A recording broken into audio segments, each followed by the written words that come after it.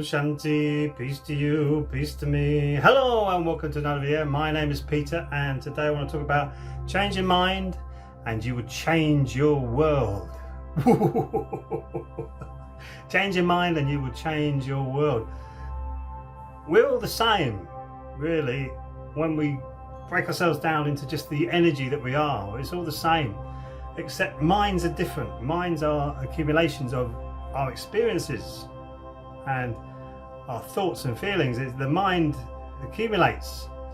So if you change your mindset to a winning mindset, so if you choose to win, you choose happiness, you choose to love, enlightenment is just the choice. So you're making the right choice every moment. If you make the right choice every moment in your life, you can call yourself enlightened. But it's making the wrong choice every now and again. We all do it, apart from the enlightened gurus. We all do it. And it's, I don't mean any disrespect from saying that. I'm just so impressed with them. And it's amazing to be enlightened, to see all of this. I get little pockets of it, little glimpses of it with my practice of Qigong and meditation, sound toning. And I get glimpses of the real world, what I would call the real world with my outer body experiences. It's different.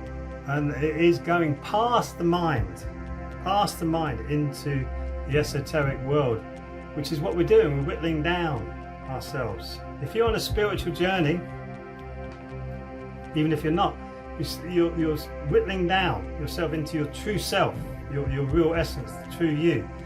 So it's changing your mindset from the condition that we've all been through. We've all been conditioned to feel and react in certain ways. We're in a meme. We're in a meme. Like, you can take money for instance. Money is an incredible energetic force, But rather than being an energetic force, now it's become a commodity. And now with the fiat currency that's being splashed all over the planet, it's a ridiculous commodity. So there's going to be repercussions for that. But it's something now that we feel as human beings we can't live without. It's a bit like living without a head.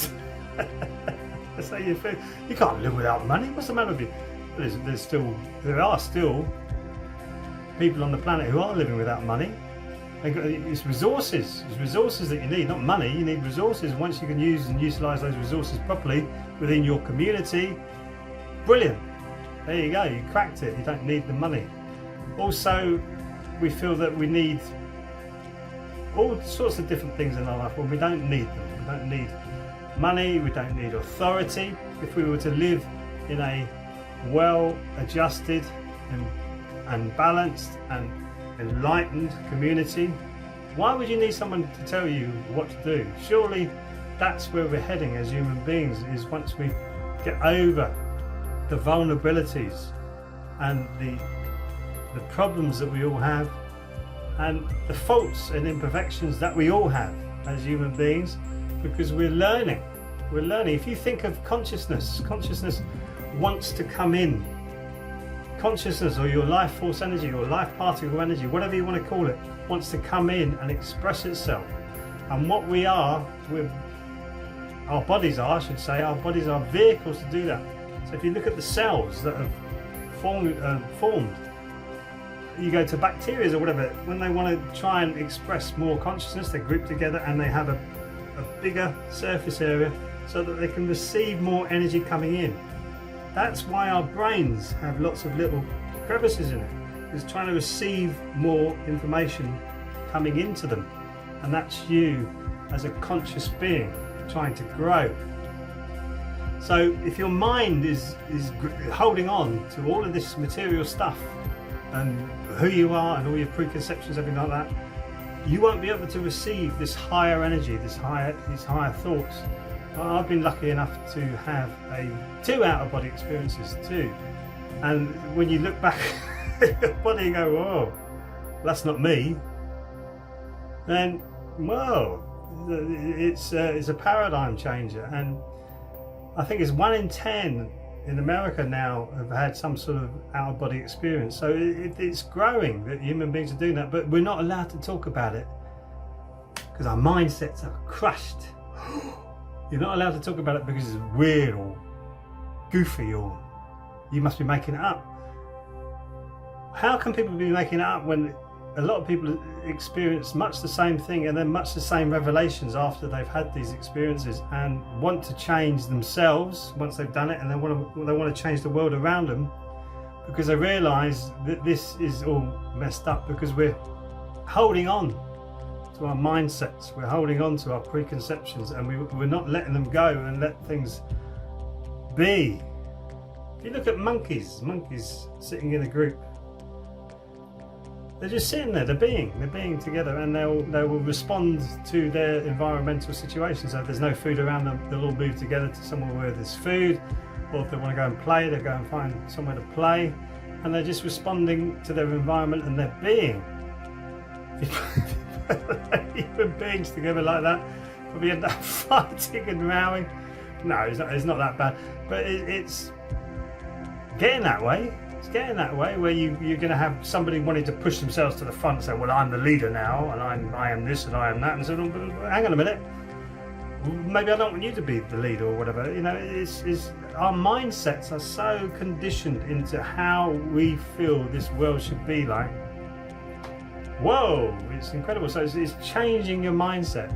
So we're a lot of us are made to feel that we're not worthy. I definitely was at school. And you change your mindset to a winning mindset, but a winning mindset doesn't mean it's the detriment of somebody else. A winning mindset means you win, I win as well. So in the practice I teach, body and brain Qigong, they call it Hong Ik. What's good for you is actually good for me.